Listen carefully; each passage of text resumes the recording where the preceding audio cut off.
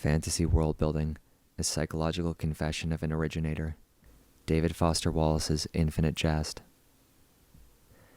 Leo Tolstoy once said that all great literature is comprised of either one of two stories: a person goes on a journey, or a stranger comes to town.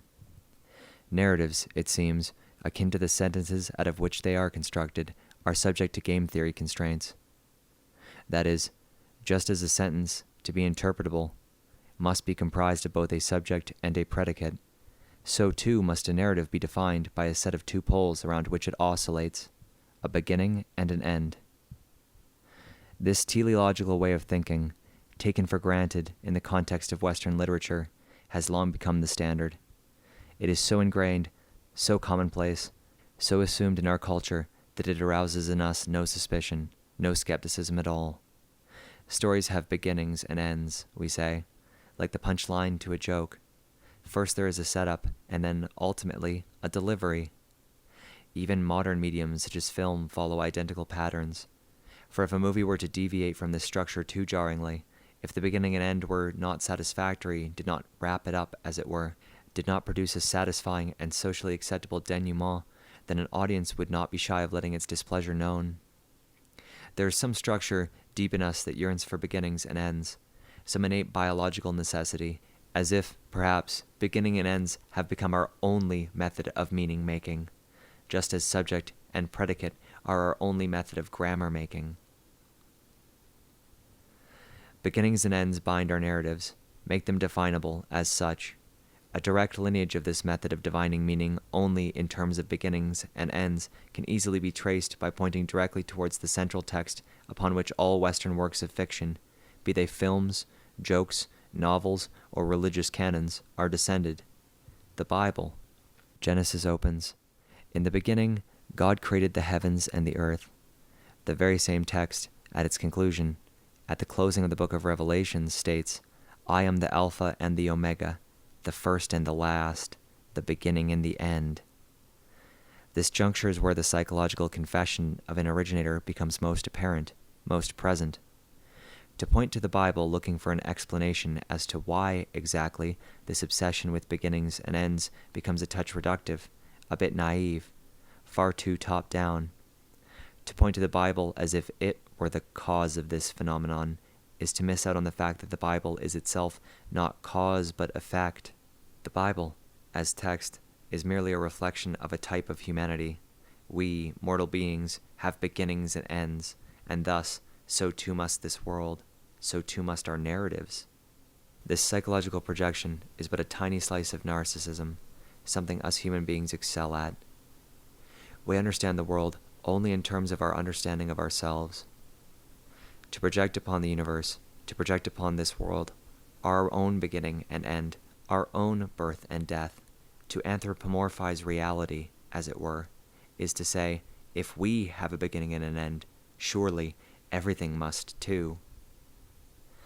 Eastern traditions are not so certain. Nietzsche doubted if the Western mind were as capable of finding joy in a circle as the Eastern mind. I see the problem like this. The idea that reality could perhaps be cyclical seems to upset the Western psyche, wherein it becomes divorced from consequence. What matter is all this, is all that I do, if it is merely to repeat ad infinitum forever? Nay, our Western psychology says, better that reality carries a dire sense of gravity about it, a seriousness which is completely lost if time, reality, our existence, is considered in the context of an endless recycling of nature. Perhaps this is why we busy ourselves so burdensomely with attempting to construct narratives about ourselves, success stories, whereas Buddhist monks and strict adherents of Hinduism are much more likely to find joy in peaceful meditation than pursuits of heroics, wealth, progress, consequences, etc.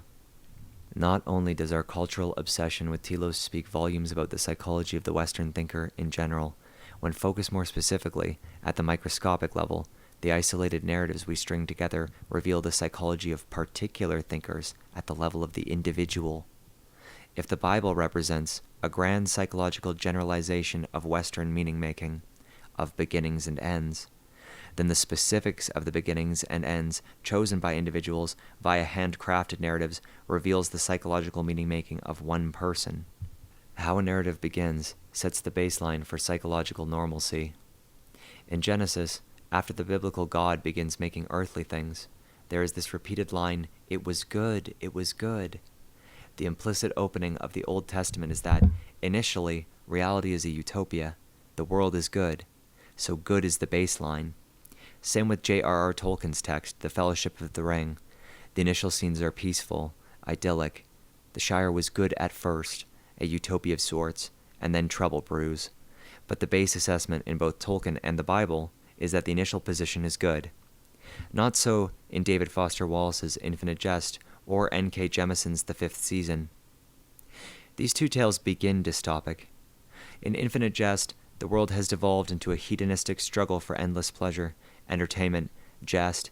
It is inherently a problem, one which the text finds no resolution to. It remains a dystopia, a hell. In the Fifth Season, the social order is so corrupt that the world is better destroyed and rebuilt, presenting a solution, a utopia, a heaven, a telos, a goal. So, in the Bible, the initial position is good and must be guarded against existential threats towards the utopia. In Tolkien, his initial position is good and must be guarded against existential threats towards his utopia, while in Wallace, his initial position is bad and cannot be transformed into a utopia, while in Jemison, her initial position is bad and the dystopia must be destroyed and rebuilt into a utopia. What do these considerations reveal? Which psychological position most accurately reflects the best state of being, the truest approximation of the real world? None of them. Texts expose only the psychology of their originators. Wallace writes about drug addiction, modern market economy societies, entertainment, things which his psyche is concerned with, experiences he has lived. The same can be said for all others, including their assessments of the world. Tolkien used scripts and symbols he had seen during his life as a philologist to construct his elvish language from, basing his metaphysic on religious structures he was familiar with. Jemison's text is in a similar vein of reflecting her own life and the circle in which she has traveled. She presents a political anti-racism allegory whose guardians offer a narrative of oppression remarkably similar to that found today in public discourse. So which story is the real world? Each tells such a different narrative, begins in such a different place, possesses such a different arc, and creates such a disparate world. Which one most closely reveals the truth of this world? None of them. We see only ourselves in narratives, in constructed worlds, and proclaim them the truth. This is why you like people who like the same books you do. For Wallace, or people who identify psychologically with him, the central idea in his text is that you are the problem. It is you who must cast the ring into the fire, as it were, must find a way to sate your need to entertain yourself in an existence that demands entertainment. In the words of Kurt Cobain, here we are now, entertain us. What is most interesting about this problem is that it is not a problem for everyone. Not everybody's mind is running 1,000,000 miles a minute, like Wallace's, who's run so fast that in order to entertain himself, he must produce a tome of this sort at over 1,000 pages with endless footnotes. Akin to the legends which surround the genesis of Tolkien's seminal work is the problem of boredom. Tolkien, it is said, begins producing his language, his world, his narrative, as a response to the boredom triggered by his professorial duties at work. Much like Wallace, the need to entertain oneself is primary impetus for the construction of their worlds. It is a defense mechanism against the existential threat of the idle mind, which is colloquially referred to as the devil's playground. So, not only are the genesis of these texts the direct result of biological requirements of two human beings, never forget, man does not live by bread alone, which points to an origin of personal necessity, but so too is the content merely their personal psychologies blending into this need to create a fantasy with which to escape. Jemison's social politics becomes weaved into the fabric of her tale as if it were the truth of her world. Tolkien's exploration of language and study of religious archetype becomes weaved into his tale as if it were the truth of his world, and ultimately, Wallace's neuroticism, obsession with consumer culture, political divides, cynicism, drug addiction, hell, even his youthful tennis career becomes part and parcel of the fantasy world he projects into Infinite Jest. A text reveals only the psychology of its originator. Let us explore what Wallace's text says about him. Infinite Jest takes place in a future world where North America, as we know it today, has collapsed entirely into one superstate, similar in kind to our notion of a modern European Union, where it granted much more power, much more authority, and ultimate autonomy. This difficult conglomerate is referred to as the Organization of North American Nations, abbreviated throughout the text as ONAN. Wallace reveals his psychology here as well. Onan is a reference to a minor biblical character of Genesis, the second son of Judah. Just like his elder brother, Er, Onan is put to death by God as retribution for disobeying the Lord's orders. So what is the nature of Onan's disobedience, his transgression? In Genesis, the Lord informs Onan that he must sire a child with his now slain brother's widow, Tamar. This occurrence biblical scholars consider as a result of a variety of social, economic, and cultural conditions surrounding the laws of the time. However, when Onan and Er's widow engage in coitus, Onan withdraws before orgasm and spills his seed on the ground. For this offense, God puts Onan to death. So what then is the significance of this strange tale and its inclusion as a reference in Wallace's narrative? The tale of Onan and the resulting use of the term onanism as a reference to masturbation or coitus interruptus is to observe, from the Lord's perspective, human earthly pleasure as divorced from biological procreation, as if Wallace were to say that this superstate, which looks out only for the pleasure of its inhabitants, were mere masturbation and nothing more. That human beings living in this new world have become so divorced from Telos, from biological purpose, that even the structure of their very nation is a reference to their pursuit of pleasure above all else, endless entertainment, infinite jest. As well, in the world of Onan, corporations exercise an extreme level of control over the social narrative and subsequent societal structures. For instance, corporations are afforded the rights to bid on the very name of the year itself, substituting former numerical traditions, i.e., Christians believe it is the year 2020, Jews believe it is the year 5780, etc., with honorary brand name titles filling the gaps. A majority of the narrative takes place in the YDAU, or, in full unabbreviated form, the year of the depend adult undergarment. There is a great satirical humor and wit about Wallace's social criticisms, and this can clearly be seen through the various product titles with which he emblazons each year, including Year of the Whopper, Year of the Tux Medicated Pad, Year of the Trial-Size Dove Bar, Year of the Purdue Wonder Chicken, Year of the Whisper Quiet Maytag Dishmaster, Year of Glad, etc. Again, the psychology of the originator has become present. Wallace is concerned not just about an organized, national pursuit of endless, masturbatory-like pleasure divorced from biological purpose, but as well our dependence and deference to corporations as sources of authority, wisdom, and culture. In addition to these instances, which reveal Wallace's psychology and concerns about the society in which he finds himself on a larger, continent-wide scale, even the specific locales, the particular buildings within the text, operate as direct references to his life. The most obvious instance of this is the Enfield Tennis Academy.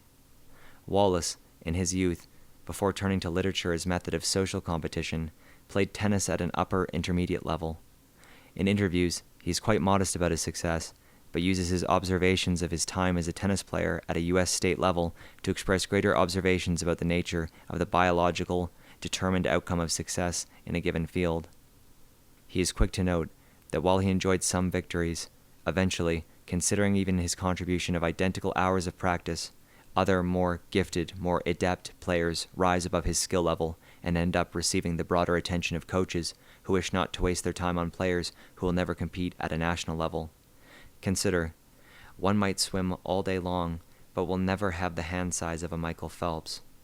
He intertwines in his social commentary his observations about skill, success, aptitude, and nature's blessings and curses.